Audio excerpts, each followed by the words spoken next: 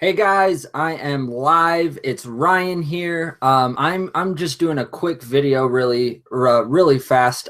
Happy New Year's! It is January 1st, and I thought I'd hurry and get this video out now. Spencer's actually in Denver right now, and he couldn't do the video with me, so he's gonna release his within the next couple of days. This is the most anticipated of 2017 list. I figured what better way to kick off the new year today on the first day of 2017 than to talk about the movies that I'm looking forward to the most in the coming year. I was looking through this earlier today and I couldn't get it down to just 10, and I didn't want to necessarily go down and do like a 1 through 10. This is my most anticipated and this is my 10th anticipated. So what I did was I got the 20 films that I am anticipating the most of 2017, and I listed them out by month, including Sundance. So I'm going to talk about some Sundance movies in January, and then I'll go through those movies could be released throughout the year or even next year. There's some coming out this year that were in last Sundance. But then I'll go through month by month and we'll talk about kind of my most anticipated list. So that being said, I am Ryan and I am a cinemaholic, and I wanted to start off, like I had just said, with my January most anticipated. Now I've got 4 that I want to talk about specifically. These are Sundance movies.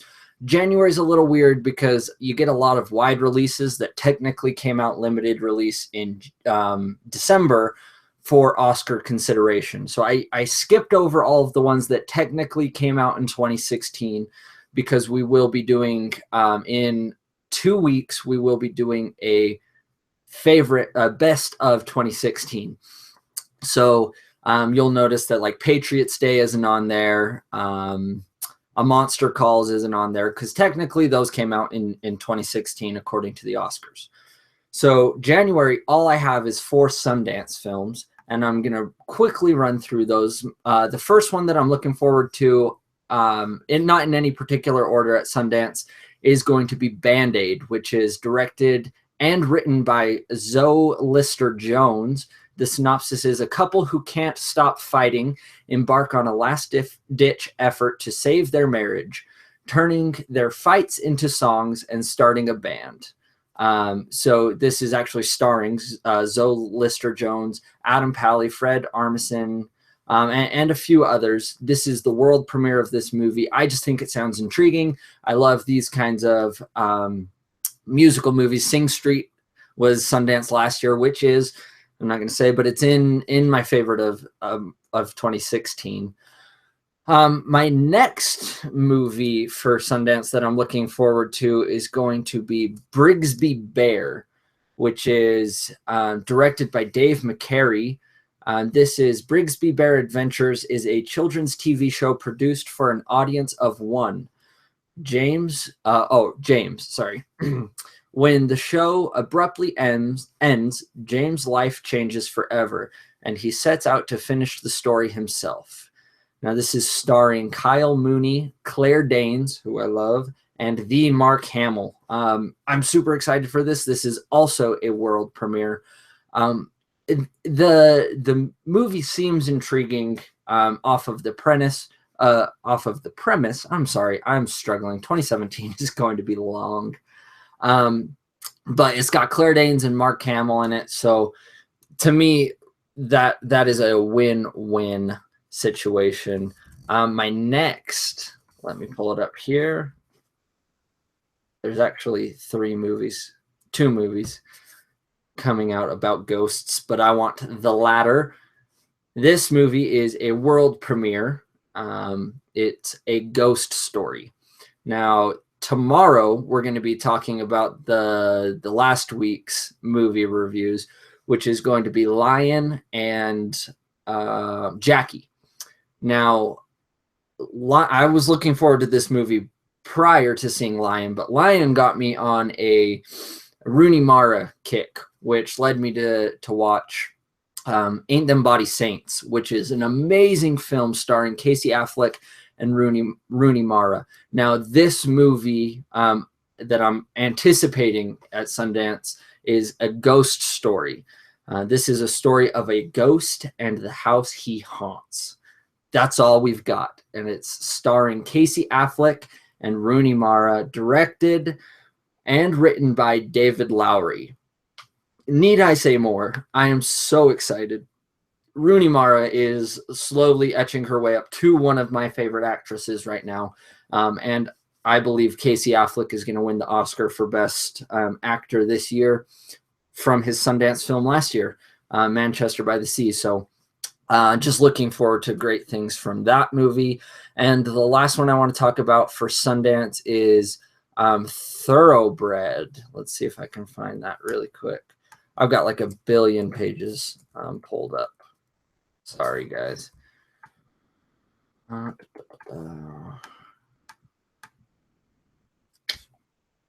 Thoroughbred, directed and written by Corey Finley. Two teenage girls in suburban Connecticut rekindle their unlikely friendship after years of growing apart. In the process, they learn that neither is what she seems to be, and that a murder might solve both of their problems. Now, this is starring Olivia Cooke, Anya Taylor-Joy, Anton Yelchin, and Paul Sparks. I'm excited to see where Anya Taylor-Joy's career is leading her. She's had a hit and a miss. She was leading in The Witch, which was Sundance 2 years ago. Was wide release this last beginning of the year, I think February-ish. But she was fantastic in that. And then she was also in Morgan, which, spoiler alert for the video tomorrow, it's an honorable mention in one of the worst movies of 2016. And then Anton Yelchin, who was in Green Room, which is one of the best movies of last year. And he was also in Star Trek.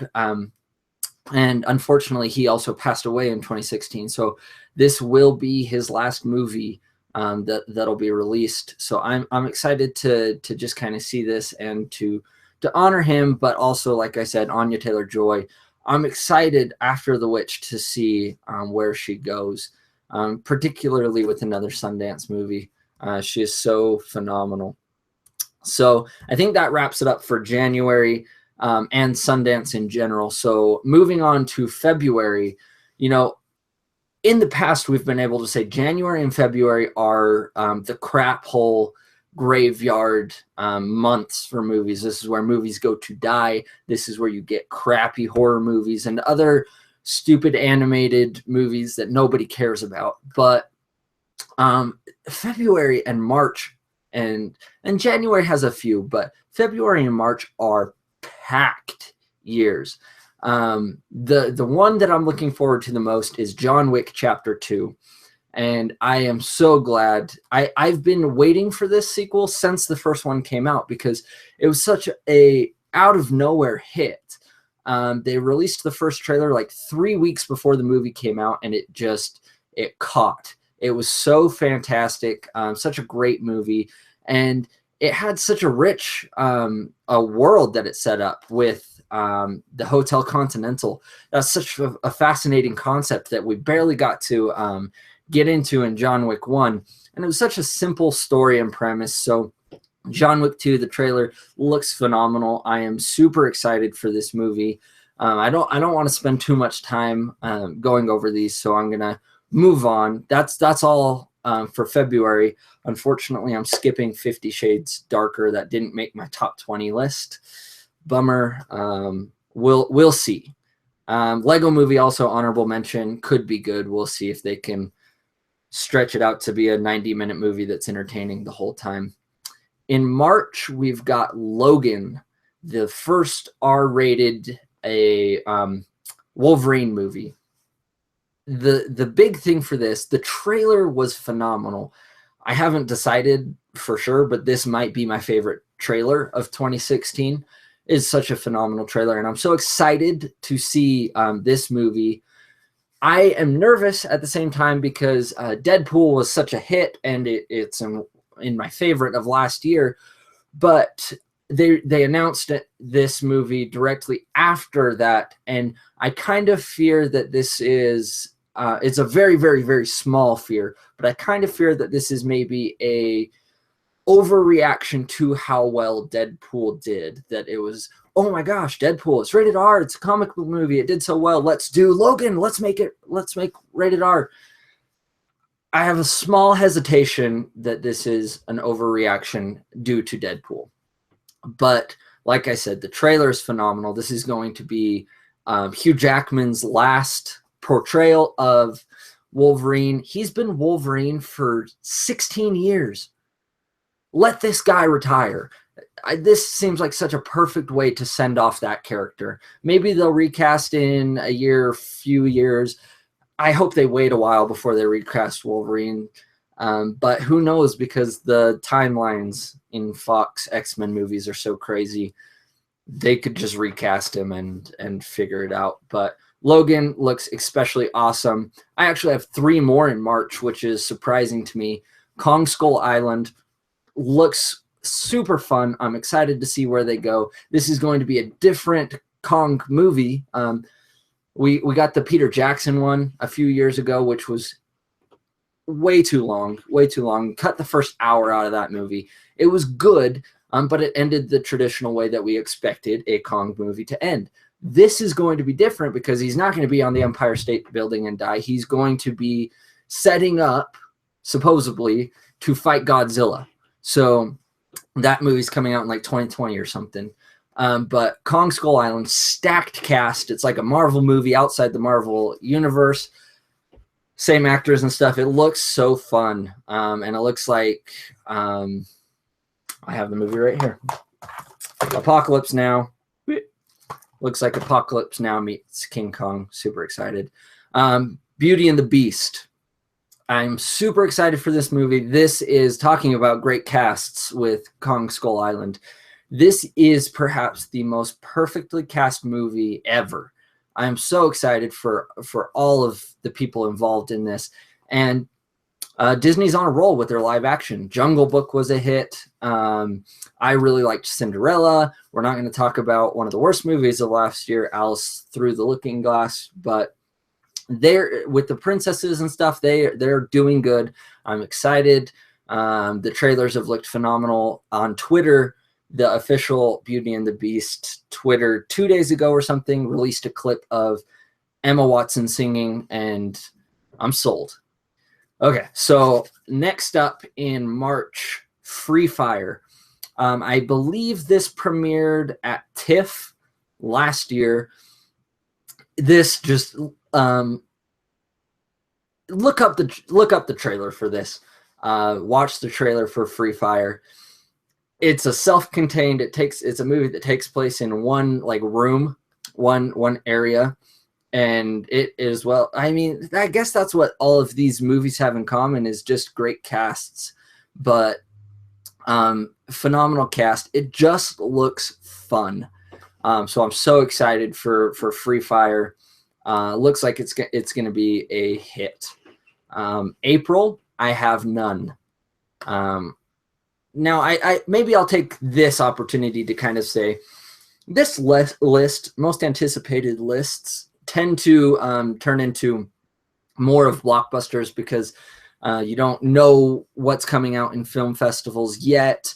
You don't really know, the December lineup isn't very big because dates get shuffled and people don't really know when they're going to be released until later down. So it's kind of hard to predict next December when we're still in January. So you kind of just turn this list into more of the bigger budget movies that do have solid release dates and have had solid release dates for the last 3 years. So April, I don't have any, but May, we're getting into those blockbusters. I've got Guardians of the Galaxy Volume 2. The trailer came out on my birthday. It looks so fun. I loved Guardians of the Galaxy 1. It's probably my favorite Marvel movie. And I'm so excited. The trailer was so fantastic. I just want to visit this world again. The music was great, you know. I can't wait to go on the next adventure with the Guardians. The next one that I have for May is Alien Covenant. I'm going to admit, unfortunately, that I have not watched any of the Alien movies, but it's on my list. I did buy the Blu-ray collector's pack, so I have all of them, and I'm going to at least watch the first two in succession right before I go and see Alien Covenant. So I'm waiting off. I am an Alien virgin, but come May, I'm going to binge watch 1, 2, and Alien Covenant, and then I'll probably go back and check out Prometheus to kind of see the tie-in. But excited for this, excited for Ridley Scott. I was kind of worried about him, but The Martian was fantastic, so I'm excited. Let's see where this one goes. In June, we've got the Kingsman sequel, Kingsman: The Golden Circle. That's the only movie that I had in June. I loved Kingsman. Kind of came out of nowhere. The reason I'm excited, I was nervous about Kingsman 2, but I'm excited because Matthew Vaughn is coming back to direct. And I was nervous because we could have had a situation where you have Kick-Ass that was really great. Matthew Vaughn really got that material, and he was able to direct it very well. And then you get the sequel directed by who the heck knows, because nobody liked that movie or remembers. So I was worried that Kingsman was going to come out and be amazing like it was, and then we'll get Kingsman 2 that nobody remembers. But Matthew Vaughn is coming back. You've got the whole cast coming back, so that one is going to be awesome. I can just feel it, and it's moved from a February release date to a summer, June big box office thing. So looking forward to that one. In July, we've got Spider-Man Homecoming, which I did a trailer reaction to, which, this is a good plug. Down in the description below, you can find links to our other segments on our channel, which are some of the trailer reactions that we've done, as well as our normal episodes, our specials, and our TV stuff. So Spider-Man, I loved the trailer. I am excited that Sony made the deal with Marvel, that they're coming back together to do this. It looks awesome. I don't need to go back to the other Spider-Mans and talk about those, because I did that in the trailer reaction. So go check that out to know why I'm so excited for this movie. And then come back, because now I'm going to be talking about War for the Planet of the Apes. I forgot. I was going to change my shirt right before I started filming this to my Apes on Horses shirt, because I love the Planet of the Apes.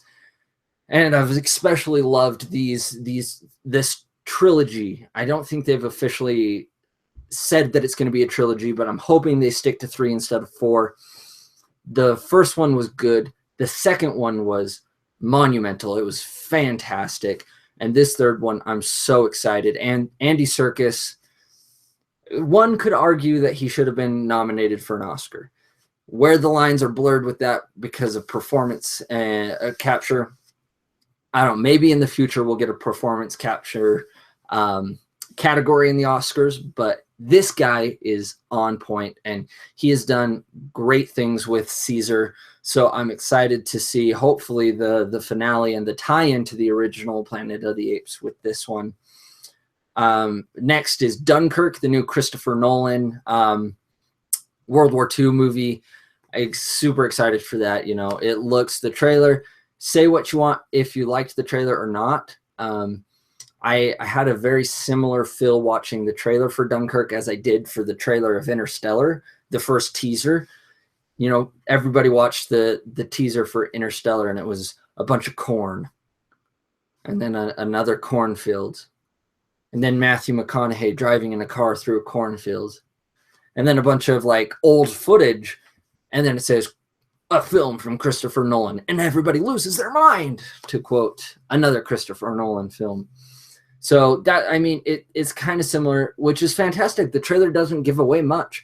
And I think you only see Tom Hardy in the trailer for like 2 seconds. So I'm super excited for this. The trailer got me excited. Doesn't tell you much, but it's Christopher Nolan.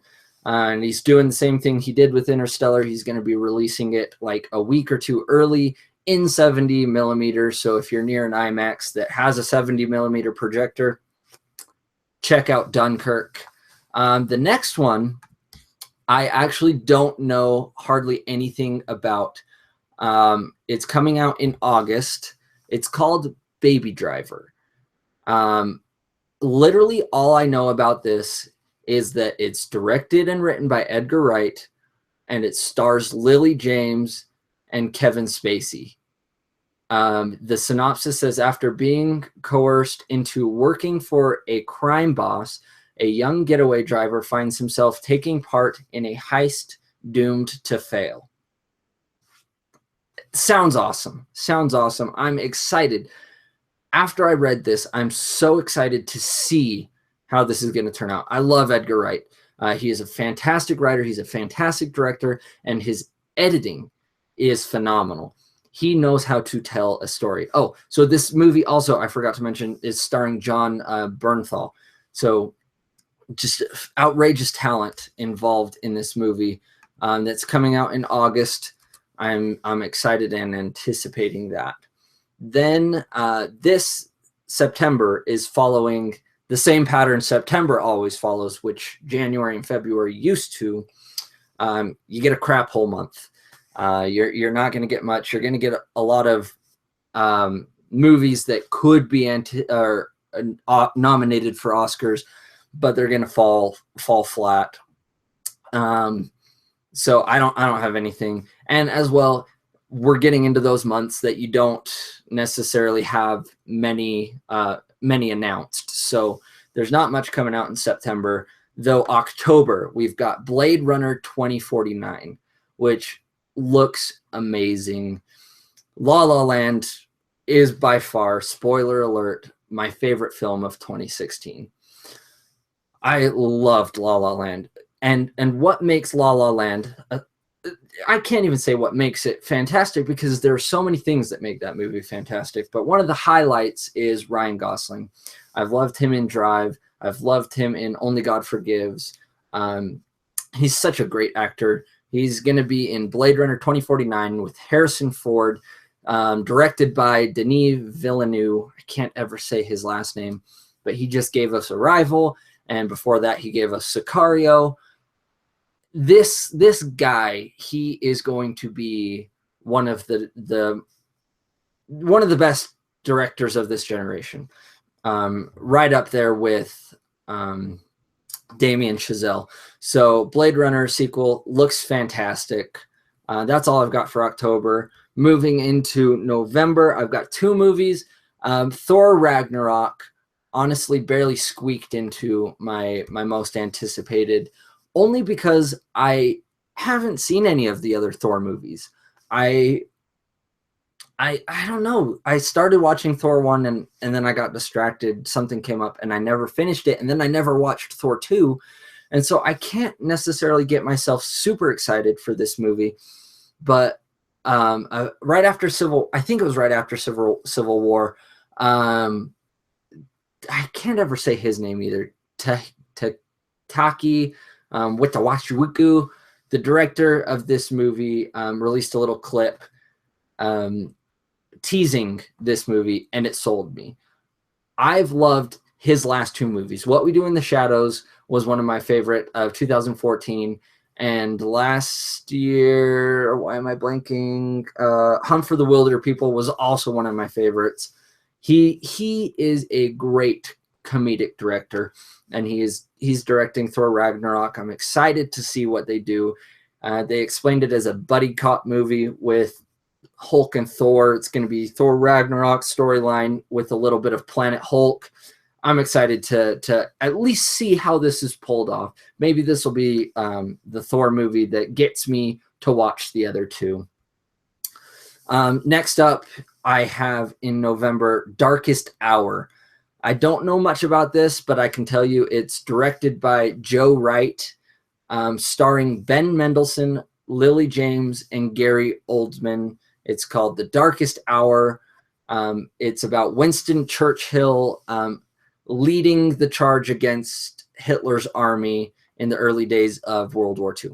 That's all I really know, but I'm excited. This could be a great period piece, and the Joe Wright's awesome. Ben Mendelsohn after Star Wars, excited. I really do like Lily James, and Gary Oldman is phenomenal. So looking forward to that one. And to wrap up my top 20 most anticipated of 2017, you can't go into this without talking about Star Wars Episode 8. It's the thumbnail of this video. I can't even describe how excited I am for this movie. I'm excited for everything that Kathleen Kennedy and Pablo Hidalgo and the rest of the Lucas film team has in store for us. It's said all the time, and I don't want it to get worn out, but this movie could be the Empire Strikes Back. This could be the movie in the new Star Wars franchise that we've been waiting for. I'm pulling it up right now so I can get my facts straight. Let's see. Tom Hardy. Wow, rumored as a Star Trooper. That's what this says. So Rian Johnson is going to be directing this, written by Rian Johnson, and it goes from 7 to 8, obviously. See, I'm getting frazzled now. Maybe this video is just going too long, but it's the continuation. We're going to find out what happens to Finn and Poe and Luke and Rey. Who is Rey's father? Does it really matter? I personally don't believe that who her father is going to have a huge role in things. But everyone has been super excited for that. Maybe it'll be a big reveal. It's going to be the last time we see Carrie Fisher in a Star Wars movie. Unfortunately, she did pass away, which me and Spencer will be talking about tomorrow a little bit, about her and her mother passing away, which is a travesty that both of them did pass away. But Episode 8, I'm excited. I've loved Rian Johnson. I've loved his work. He does such dark, gritty movies. Looper did such great things for the genre. So I'm excited to see his take on Star Wars Episode 8. That wraps up the video for today. Thank you guys for watching. Comment down below. Let me know what your most anticipated of the year are. Stay tuned, because tomorrow we are going to be doing 2. I don't know if we're releasing 2, but tomorrow we will be for sure releasing the Jackie reviews as well as the Lion reviews. We will be recording our worst of 2016, and we'll let you know exactly when we're going to be releasing that, but look forward to that as well. Follow me on Twitter and Instagram at Rye_Gordon. Like I said, guys, comment, let me know what your most anticipated are. Stay tuned as well. Spencer will be posting his most anticipated. I think that's all that I had for you guys. Make sure to subscribe. We want to bring people in. If you like this video, subscribe. We want to make this more of a community, Cinemaholics, where we can all come and we can share our thoughts. As well, if you're interested in maybe guesting in one of the episodes, comment below or contact us, tweet us on Twitter, let us know. But subscribe. YouTube does a weird thing now where you have to hit 100 subscribers before they let you have a custom URL, because you have to be a partner and you have to meet a bunch of requirements. And one of the requirements is 100 subscribers for your personal URL. And we want to have youtube.com/Cinemaholic Productions. But we can't claim that URL until we hit 100. We are at 52 as of the recording of this video. So please subscribe so that you can be updated on when all of these videos are coming out. Again, thank you so much for watching. Share, like, subscribe, and comment below. Until tomorrow, Signing off, this is Ryan, and I am a Cinemaholic.